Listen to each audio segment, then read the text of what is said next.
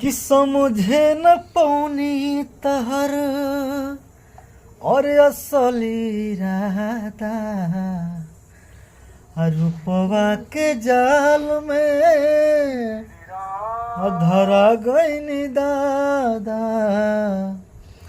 किस्क के इलाज नहीं कटरिया से होला किस्क के इलाज नहीं कटरिया से होला उमरिया के रोग ह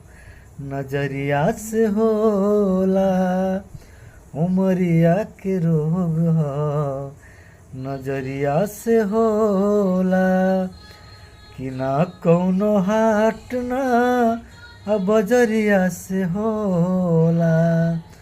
उमरिया के रोग ह नजरिया से होला उमरिया के रोग ह नजरिया से होला।